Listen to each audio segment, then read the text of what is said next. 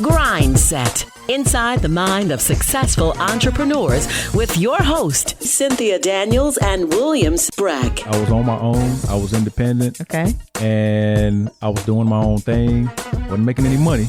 No, but it was fun. It was your passion. It was fun, yeah. GRINDSET on the KUDZUKIAN Network.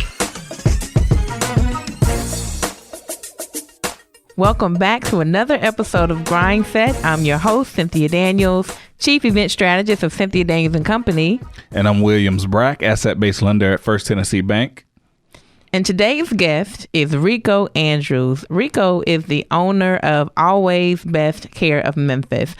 This is a really interesting business for someone of his age. He's really into helping seniors, and we really get an opportunity to hear his journey today. Yeah, Rico's from Raleigh. Went to the University of Memphis, Memphis born, Memphis bred, and now he's a Memphis business owner. I've had the opportunity to get to know Rico over the past 2 years, and I'm looking forward to our audience getting to learning more about Rico and his business. I'm so excited. And we'll be back with Rico Andrews, owner and CEO of Always Best Care. GRINDSET on the KUDZUKIAN Network.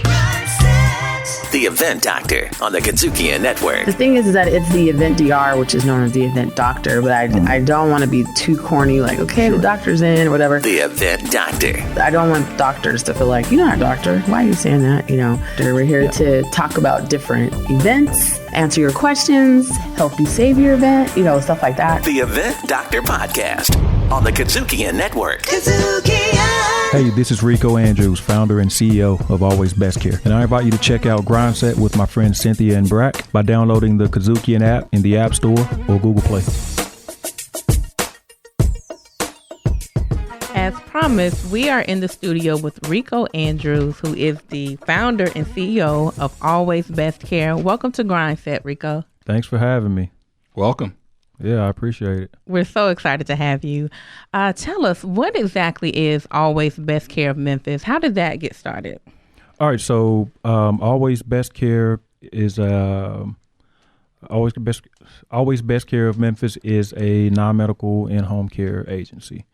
So we provide senior care, which entails personal care, everything from bathing assistance, meal preparation, medication assistance, transferring, transporting, anything that allows a senior citizen to age at home. Okay, and someone as young as yourself, I have to ask, how did you get into caregiving and with senior citizens? Yeah, so that's an interesting question. Okay, let's talk about it. That's why we're here. Because I don't think of men as the natural nurturing type, right? But you're in this business. Yeah, Right. yeah. So my career has always been supply chain management, logistics. So before I started my business, I was working in supply chain management for Nissan North America. So basically, yeah. So basically, parts were being built in Japan and South Africa. Yep. All of that stuff is coming to Memphis via the Port of Los Angeles and getting dispersed throughout the country and sometimes even the world. So everything was KPI. And that was you. You was doing that. Yeah, me and my team. Yeah. Okay. So everything is KPI driven, of course, in the corporate world. Everything is bottom line driven, Right. which I understand. I mean, it's all relative. But at the same time, my wife is a nurse practitioner. Okay. And I was feeling and seeing the other side of the way things are done from a care perspective. Yep. So she's never been worried about the bottom line. It's always about the bedside care and different things of that nature. And she would always come home happy. And I would come home stressed out, Okay. exhausted, burned out. But you were making money though, right? I was making a lot of money. But so was she. So there's a different route that I wanted to take. I wanted to do something where I was helping people and I could see the fruits of my labor more than just from a paycheck. Yeah. And I also wanted to be my own boss because I was seeing things all the time that I could do better and that I knew I could do better. Right. And so I started looking into healthcare because I knew that was something that I could do without necessarily having a healthcare background. Yep. Just from having a business background. Okay. And so that's how we got started. I kept hearing this number, And you all probably have heard it too, that 10,000 people every day in this country turn 65. And I kept hearing that number. Never thought about it. Wow. Kept hearing that number. And so in my mind, I'm thinking an endless supply of customers, at least until 2050. Yeah. When the population, when that trend starts to slow down a little bit. So in my mind, I'm seeing an endless supply of customers and dollar signs, as well as an industry and some ways that I can help people. So talk about that phase from Nissan to the first day you open up Always Best Care, that phase. Yeah, so I don't really know if it's the traditional way that people go into starting a business or not, but I knew that I wanted to go all in, go hard or go home. Okay. So it wasn't I'm going to work my job and then do a little bit of this on the side and grow it and then phase my way out of it. I quit my job and It's cold turkey. just cold turkey. Mm-hmm. I cashed out my 401k. I got me a small business loan from the SBA. Yep. Startup loan. Yeah, I went from there. It was scary. It was terrifying. We don't typically look at the SBA as people to do startup loans. So talk about that process and how you was able to secure yours. Yep. So good. That's another good question because the SBA typically will not do startup loans unless you have the backing of a franchise. And so that's where the franchise route came in because I was I actually started my business as an independent business before purchasing my territories. But it was easier to get funding if you have the backing of a franchise. And so that's where the SBA came in. Wow. Yeah. Okay. And so you're listening to GRINDSET, powered by the KUDZUKIAN Network. I'm curious, right? So caregiving, it doesn't seem like it's all about the money, right? But you also want to balance between caregiving and the business of caregiving. So Right. How do you separate the two? It's a thin line. It's a very thin line because and I'm just being completely honest. Please. We've had big clients that we work with 24 hours a day, and that's a lot of money. We're talking about $10,000 to $15,000 a month in revenue for one person. Okay. And when that person passes away, you feel it. I mean, from a revenue standpoint and from an employee standpoint, I've got 5 or 6 people working on this one case. Okay. Now I have to find other work for them. But at the same time, you also have sympathy for that family. They just lost a loved one. Right. It's not just just about the money, but how much money they're bringing in. Right. And it goes hand in hand with building a big enough business to be able to sustain such a hit like that. Okay. So, I mean, you want to be as sympathetic as possible and have as much empathy as possible. But at the same time, I have to keep my people working, and we have to constantly be on the lookout for new clients so that if somebody passes away, that we'll have a way to replace those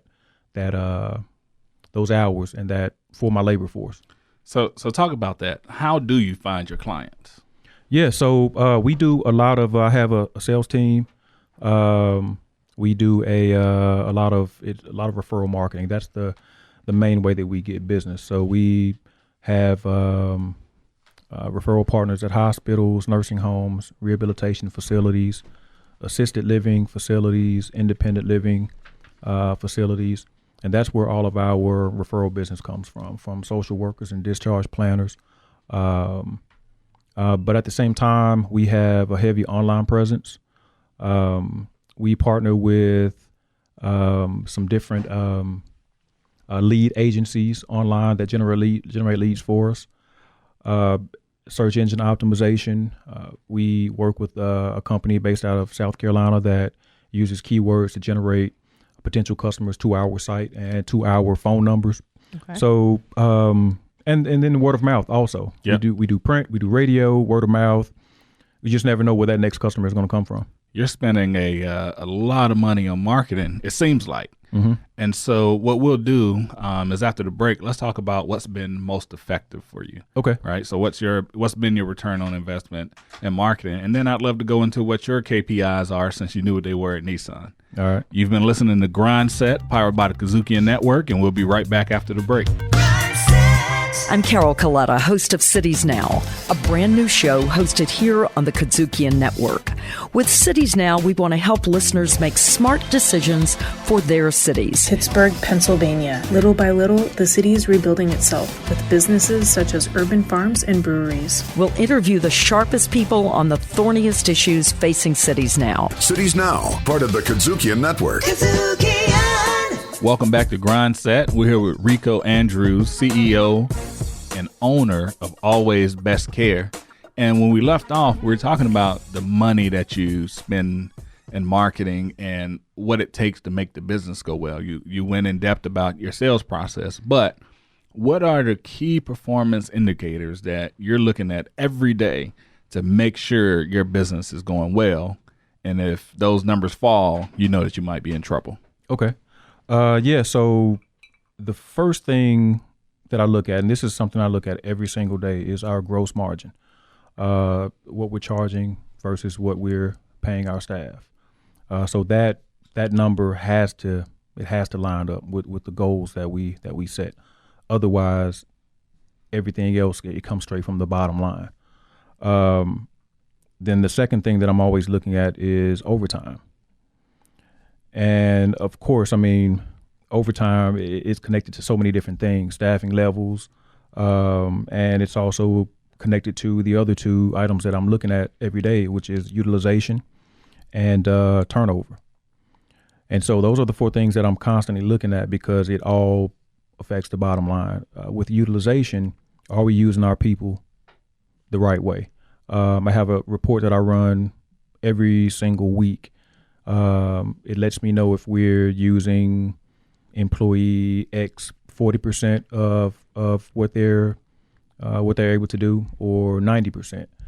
So if my utilization is low, my overtime should not be high, and that's what I'm challenging my staff with all the time. And when they tell me, "Hey, we may have some overtime this pay period," and I'm looking at utilization, it just doesn't make sense to me. Yeah. And so when I pull these numbers up and I show them these numbers, then light bulbs start coming on, and they understand what I'm looking at.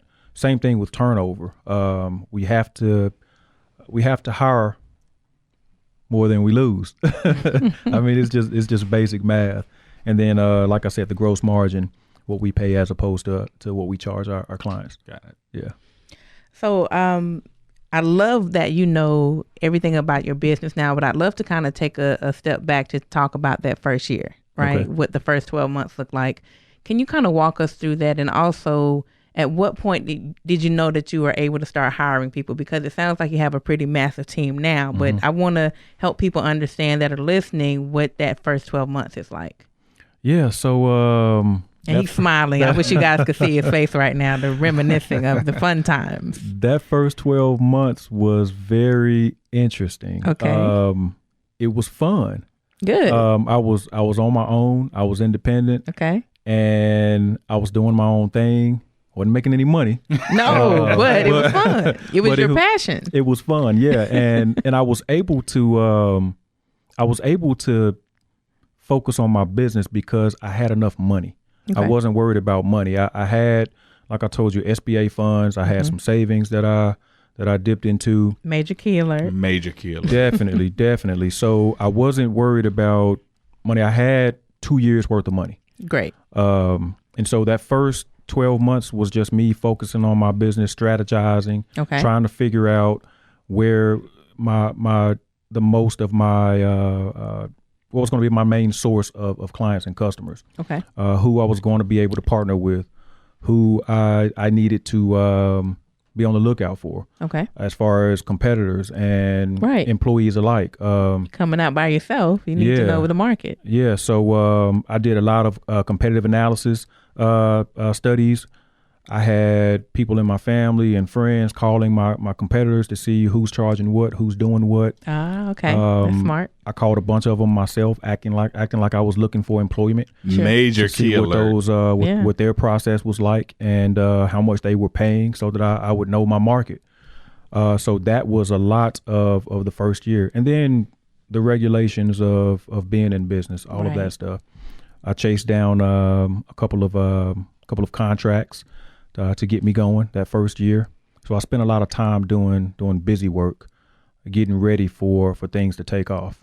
And I think that's important for people to understand that are listening to GRINDSET powered by the KUDZUKIAN Network, that you have to do your research first. You can't necessarily just start day one saying, okay, here's my business plan, we're making money today. You have to actually understand the market. So Thank you for sharing that with our audience. Yeah, definitely. I'd love to also know, what's the best advice you've ever received? Like just in the first 12 months, just in general, people that are in the cubicles now, they have passion, but they like that comfortable paycheck. Like what advice would you give them in terms of starting a business? It's a marathon, not a sprint. Ah, okay. That was the best piece of advice that I got that calmed me down. I like that. Make it real. Absolutely. In the beginning, I mean, when you open the doors, you put the open for business sign up. Yeah.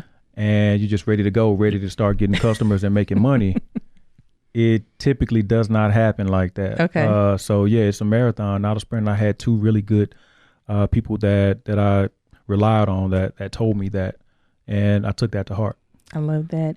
And then at what point, I think probably after that first year of research, when did you start hiring people, and what qualities did they have that did they possess that you knew they'd be good for your team? Yeah. So going back, I actually did like 2 years of research before I actually started my business. Oh, okay. Great. And so I spent a lot of money out of my own pocket going to conferences and seminars around the country. Major key alert. Just trying to learn what I was going to get myself into, so I wouldn't. I would run into as little surprises as possible. Yeah. I wanted to mitigate any of that. So I did about 2 years of research, and then I went into business. And then that first year, like I said, I learned the market and learned how to move in certain spaces and who to network with and all of that.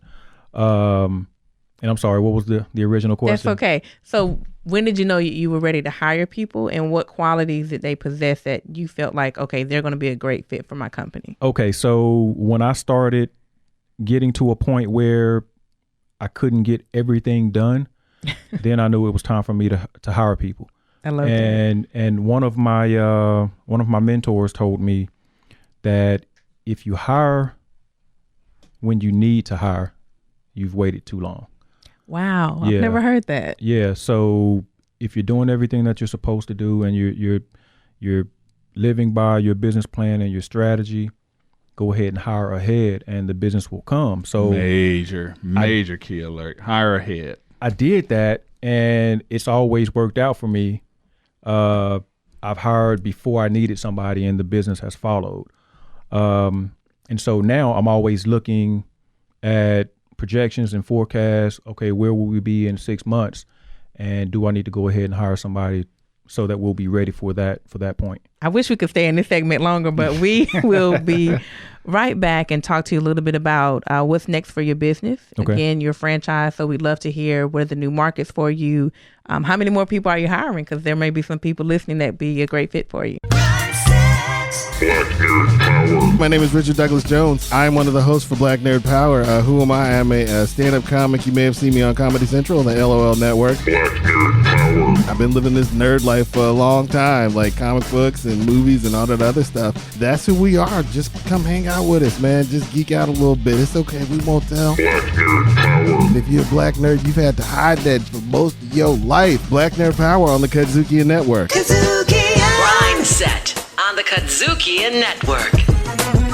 So we're back with Rico Andrews, and he's been dropping all types of amazing information with researching, beginning of his company, to talking about the right type of people to hire and always knowing when to hire. But we want to talk about some of the sacrifices along the way. When you think about the biggest sacrifices to grow your business, can you tell us a little bit about that and help encourage some of the people that are listening now? Yeah. I mean, the sacrifices were mainly time. Okay. I mean, just starting a business is so time consuming, and it takes up so much of your time and your energy. I mean, because you live it, you breathe it. Every day. You sleep it. It's always on your mind. Just time away from my family was the main thing that I sacrificed. But I mean, as time went on, it got better. Mm-hmm. And now time is one of the things that I have the most of, and my time is flexible because I work for myself now. Yep. And I have people in place to do certain things that, one, I don't have time to do, and one, I don't want to do. Yeah. You learn how to say no. Right. I love it. Definitely. But time is definitely the biggest sacrifice. And you started your business when your youngest was not even 1. Right. How did that dynamic work between you, I guess, the baby, and your wife, right? 'Cause she's working too. Yeah, right. I mean, it was challenging, to say the least. But my wife was very supportive of me. So, I mean, she stepped up and shout out to your wife. Yeah, definitely. She took care of the house and took care of everything, because I think she knew what the goals were and what vision I had. Yeah. And so I definitely couldn't have done it without her, because just having that level of support behind me, it meant everything to me, because I didn't have to worry about stuff. Yeah. I could just Right. focus on the business. Now, at what point did you know you made it, right? And is the business profitable? Because it's hard to be in business if you're not making money. Definitely. So the business was profitable in our first year. Okay. Not a lot of profit, but You in the green, though. We like that. Right. I wouldn't say to a point that I made it, because I mean, I still have sleepless nights. What's the smirk about, though? Go ahead and tell the accounting story.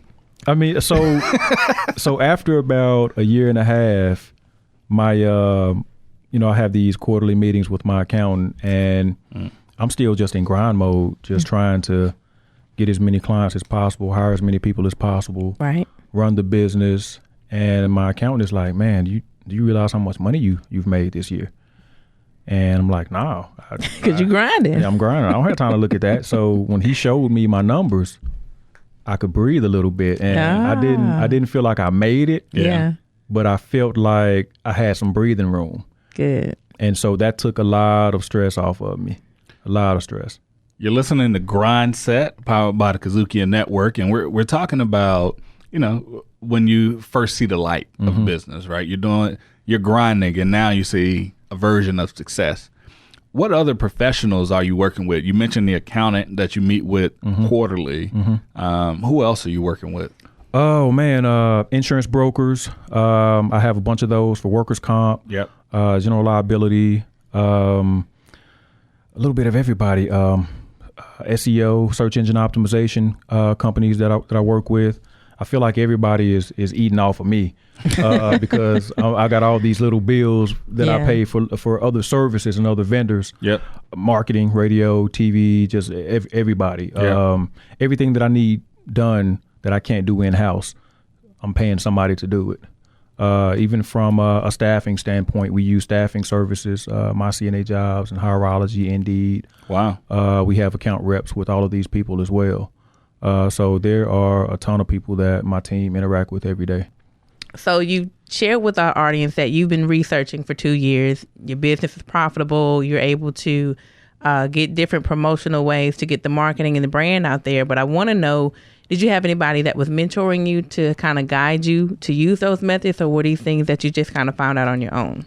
No, these are things that I looked for because I was scared. Okay. I didn't want to lose. I didn't want to leave a really good job without knowing exactly what I was getting into. Okay. So I wanted to educate myself as much as possible. One, so that I would know the business that I was getting into, and two, so that I could be as successful as possible, and I wouldn't have to go begging my boss for my job back. Definitely a pride thing, huh? Definitely. I wanted to make this thing work. Okay. And so some of those most valuable lessons that you've learned, can you share a few of those before we close out today? Yeah. I think I mentioned having enough money, being well capitalized. I don't know the statistics on how many businesses fail because they don't have enough money, but I know that that's a real thing. Right. And having the work ethic. I don't know the exact quote, but I think it's something like entrepreneurs are the only people that leave a 40-hour job to go and work 80 hours a week. Like that's very true. Yeah, that's a real thing. I do it all the time. Yeah, I'm telling you, it's real. So just having that work ethic, having the knowledge of the industry that you're getting into, and being professional. I mean, I come across a lot of, and this is not a shot at anybody, but absolutely. I come across some vendors that I work with, and they'll have an email address at something at Gmail, and it's something personal like I love cats at gmail.com. And I love cats. And just whatever. But I mean, you'll call their business line, which is also their cell phone number, and you'll hear their personal message or whatever. Yeah. And it makes me feel more comfortable when I do business with people if I know this is an actual business and they'll be around. So I advise a lot of people, and even my staff, when they come in and we get a resume from them and I see their email address is I like to party at Yahoo, just something like that. And I always, the first red flag. Right, and I always advise them to just have a more professional approach at everything that you're doing. And so that's one of the things that I would advise. So where can people who are looking for Always Best Care find you? From a website, phone number, social media? What are all your handles? Yeah, so definitely we're on Facebook. Definitely you can Google us. You'll always find us there. Online, you can find us at abcmemphis.com. You can always call our office, 901-414-2388. I mean, we're all over the place. We always come up in Google searches. So we have, I think, 4.5 or 4.9 stars or something like that. That's pretty good rating. Yeah, that's a great rating. Definitely. Rico, man, we appreciate you for coming on the GRINDSET and sharing with us. I've really enjoyed it. Yeah, I had a blast. I learned a lot of information today, and I'm always looking to learn more. Good. Yeah, I enjoyed it too. I appreciate y'all having me on. Yeah, absolutely. You've been listening to GRINDSET, powered by the KUDZUKIAN Network. I mean, we just finished having a conversation with Rico Andrews of Always Best Care Senior Services, and I hope you enjoyed it as much as we did, because I learned a lot. And what he did for me was share a lot of major keys. And so let's just get right into it. One, save some money. It's extremely important that when you go in business that you have enough money to survive. If you're doing well and you're doing all the things you need to find customers and grow your business, it'd be a shame if you went out of business because you didn't have enough money. And two, do your research. Understand your competition and understand your market. And also go into business with enough industry knowledge that you can crush it. As far as when you're growing your business, hire ahead and work with important professionals like your accountant, any vendors you need. Get your insurance in place and spend money on marketing, all types, search engine optimization, Facebook. He used radio ads. He's getting the word out about his business to his customers. And one thing that I should have known that I didn't was you can get a startup loan with the SBA with the backing of a franchise. And the last thing I say is understand the key performance indicators and the levers that can be moved in your business and the important things that you got to look at every single day to understand how your business is performing. Rico just shed some light on me today. And so my power quote today is actually from Dorothy Height. It says, greatness is not measured by what a man or woman accomplishes, but by the opposition he or she overcomes to reach his goal. And I picked that quote because Rico was really diligent in doing his research for 2 years. Yeah. And that's the only way you'll be able to overcome the opposition is by being prepared for that. Cynthia, that's a great quote. Thank you. We had a great guest. You've been listening to GRINDSET, powered by the KUDZUKIAN Network, and we'll see you next week. GRINDSET. Executive producer Epicenter. GRINDSET is directed, produced, and distributed by KUDZUKIAN.